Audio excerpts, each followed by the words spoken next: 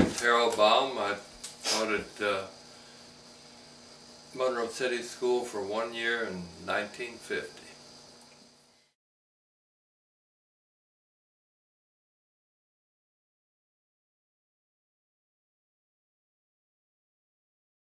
And the first schools were rented.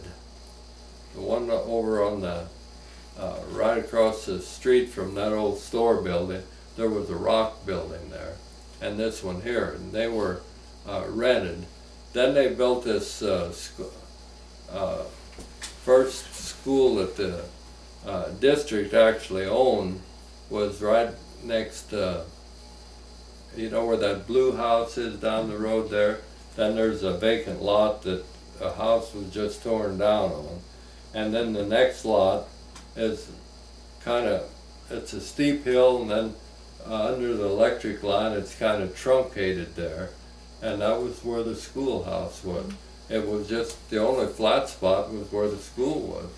Kids didn't have any place to play. Of course, you didn't really think about playing much in school in those days, and they always called that the high school, Monroe City High School, because it was high on the hill there.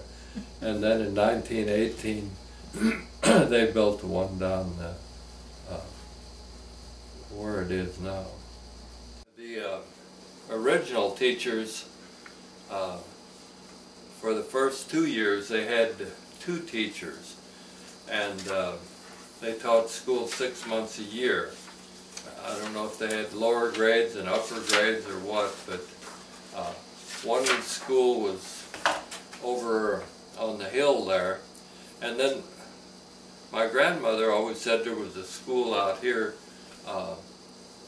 There was an old log building out here, and we used it when I was a kid for a chicken house, and she always said that was the old schoolhouse, and I couldn't believe that chicken house would be a schoolhouse, you know, so I never really questioned her much about it, but evidently that's was true. That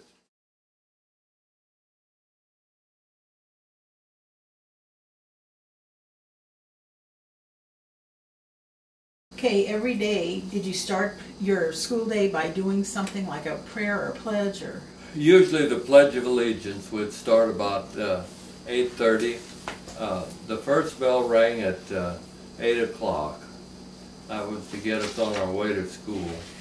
And usually the second bell rang at 8:30, and we'd usually start school then right after the second bell if most of the kids were there, because they had to walk a good way, and I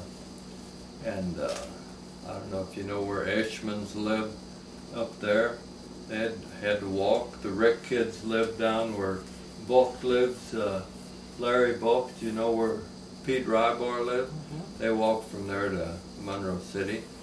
Jesse Roy lived back in Schillings Hollow. He walked from there. He'd usually cut across the hills, but he'd be just as wet as from head to toe when he'd get to school. Had a big furnace there, would stand around the furnace. Kids would dry out, you know. Where did the school district, now that was pretty far up. That was almost at Valmar itself. Yeah. So all the way down along the bluff. How far down past? To Fritzy Garlips. Okay. And then it went out to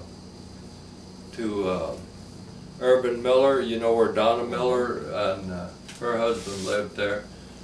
It went out there, and years ago they had a loosely farmed district. I don't know how they came up with I guess just the people that wanted a school in a certain area, and then if you were outside that district you paid tuition, just like and the directors would vote whether you could come to school or not.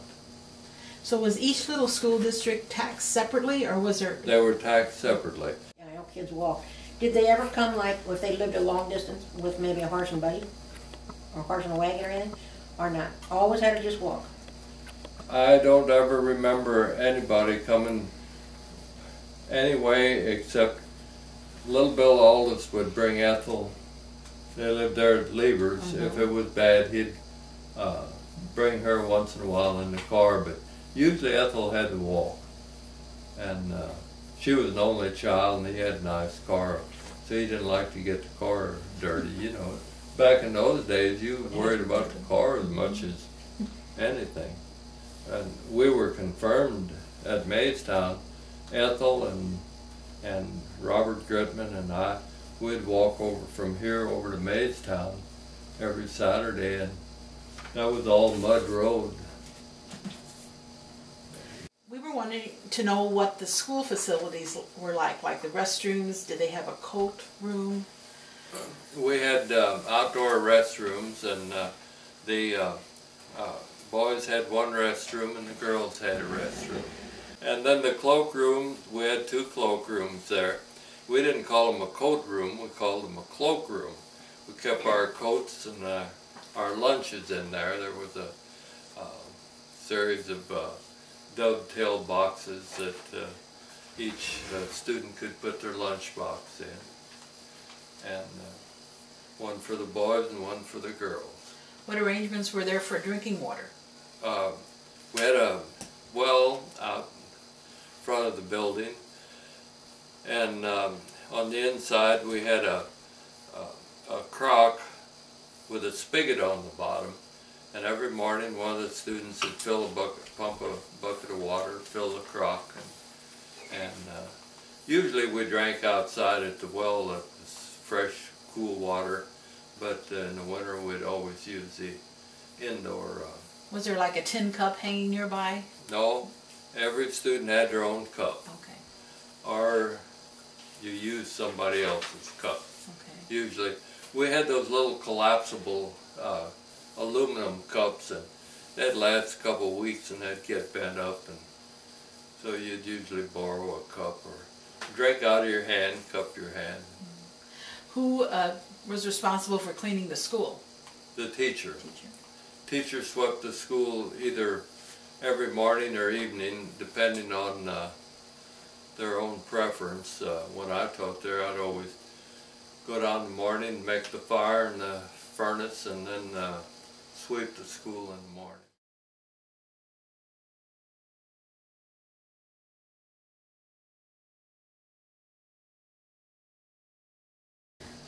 Did they rent textbooks like they do now, or did you purchase them? No, usually had to purchase them or hand-me-downs, you know. They didn't change textbooks very often, and you had to purchase the workbooks, but a lot of the kids didn't have money even for the workbooks, you know. And did you purchase the workbooks at school, or someone mentioned the drugstores sold them? Yeah, the drugstore, either Snyder's or Hammacher's. We went to Hammacher's and would buy the workbooks. Okay. Report cards, what kind of grades? We had a pink report card, and much like today, only the grades were E for excellent, G for good, F for fair, P for poor. That was. And did they come out about every 6 weeks or once a quarter, or how did they do that? I guess once a month, maybe. Once a month. Yeah. Okay. Yeah, everything went by the month because, well, there was only 8 months of school. What kind of supplies did kids bring from home, and what was at school that they could use? Like paper and pencils and... There wasn't anything at school that the kids used. You brought your own pencil, and most of the kids had Eversharps if it was a mechanical pencil, you know, and you would spend a nickel on it, I guess, and they really lasted a good while. Library, what did they do for library Well, books? we had a pretty good library there at Monroe City. That one end had a lot of books, and I don't know where they came from, but we had National Geographic, and that was just about like a geography book in those days, you know, and had a lot of books. And then later on, the state library would come around. When I say later on, when I was in maybe the 5th or 6th grade, they'd come around maybe 2 or 3 times a year, and you could check out books. And Was there a budget for your, like for classroom supplies and things like that? no, So if you needed something, you just requested it from your directors? if you, I don't know if you even requested anything. You made do. Now, we did have, the county superintendent furnished ink for the pen. You'd get a big bottle of ink. I bet you saw some of your mothers, because never used it, but never used it all.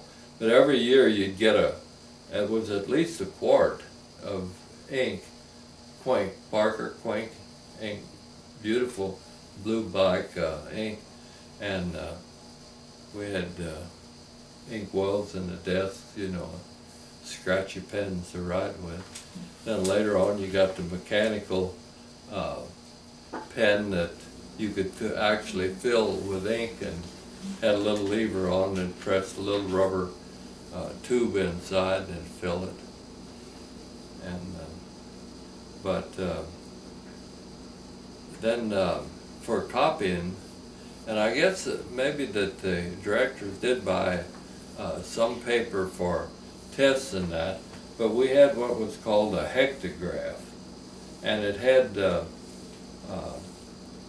you took and heated up a substance kind of like jello, and you would put on there, and then you had a master carbon, and you'd put that on there, and then lay the paper on there, and you could just peel off copies of the test that you made. So one sheet at a time?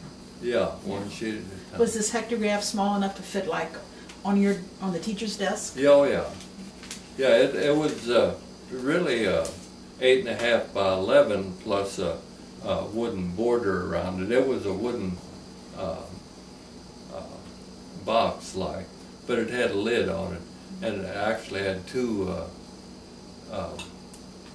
you could make copies here or make copies on the lid if you wanted a longer test, you know. You remember the Coca-Cola man ever coming? Oh yeah, every year they'd come. And you got a ruler Yeah, and book covers and a bottle of Coke. right. Yeah, that was always in the spring, the Coke man had come. A lot of the kids would eat, they'd use lard, you know, just bread and lard on it, and we always had cheese. And Richard McDonald lived up at Madonnaville. That was the upper limits where Joanne Flurkey lives. That was the upper limits of our school district there. He always had goat's milk, and he'd bring that in his thermos bottle.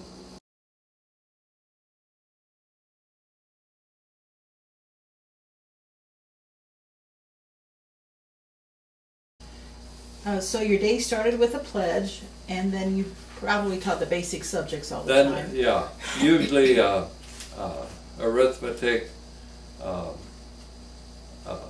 reading, and then spelling, language arts. Now those were taught in all grades, but language arts would be, they'd combine the 5th and 6th grade together, and during the middle grades, a lot of times they alternated.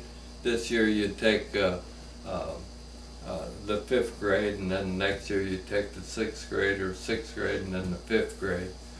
And the main concentration was in the 7th and 8th grade. You had to pass the county exam, they called it the Central, to get admitted to the 8th grade. Then you had to pass the 8th grade to get out of school. So teachers really concentrated on those two, and that was always their pride and joy, to try to get the outstanding student in the kid with the highest grade from Monroe City, you know, or wherever. Now those central tests were given at each little school district, No, or they went? we went to the courthouse in Waterloo. All the 7th graders had come one day, and all the 8th graders another day. What about discipline?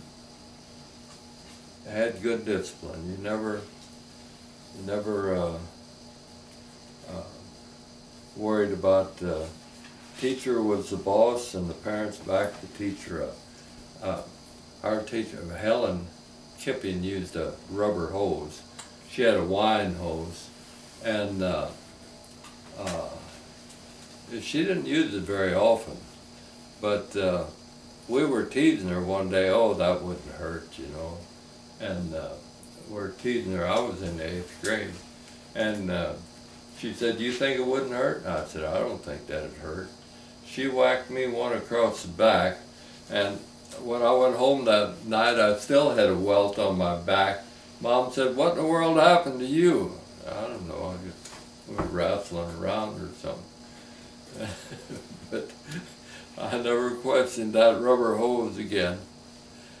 But in all fairness, those teachers had to have good discipline, because if you didn't, I don't know how you'd ever gotten anything done in school. You know, you had so many subjects, so many kids, and it was just busy, busy, busy.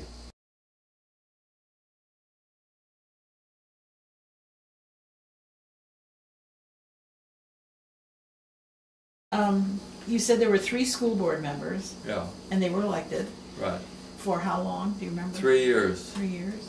Every year there would be one election, And how often did they meet? as needed. They'd usually meet to hire a teacher in the summer or spring, fall, whatever, and then they would, if you had a problem, you just called the directors, and they came and took care of it. One director would always haul the coal. He'd buy a truckload of coal and fill the coal bin. That was pretty well their budget, salary and coal, and then I guess they kept something aside for repairs. And Right. is that about the expenses then Yeah. that they would have? Okay. Now that was something that twice a year, the teacher and the school board oiled the floors.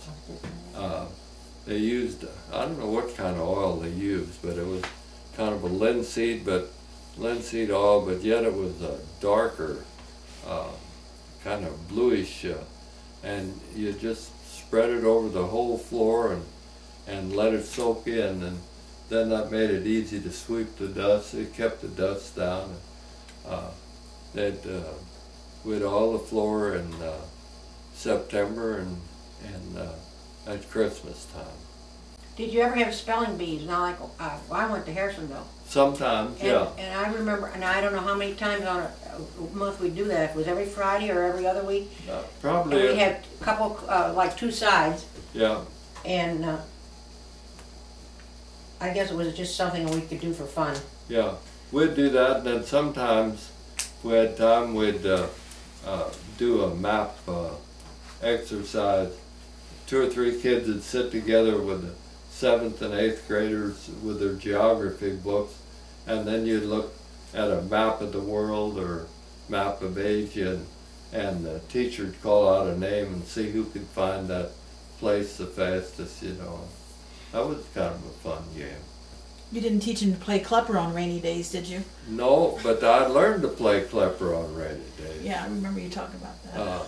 At Monroe City, we never played, well, that was a violation of the 10 Commandments, practically, to bring a deck of cards to school at Monroe City.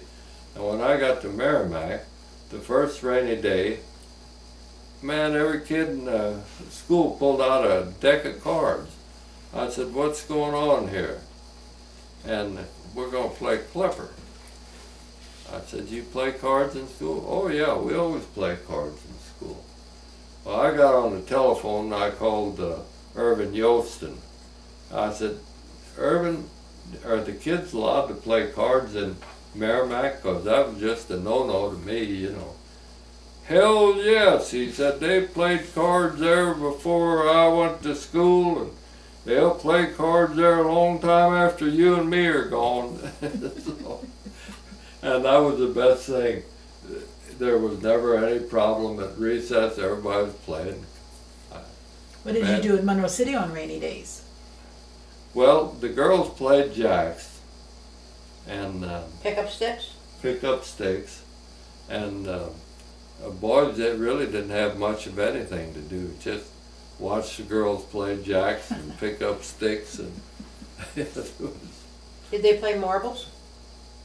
Or was that before that? we played marbles outside in the summertime, but never in the school. I don't remember, because you'd had to draw circles on the floor, you know.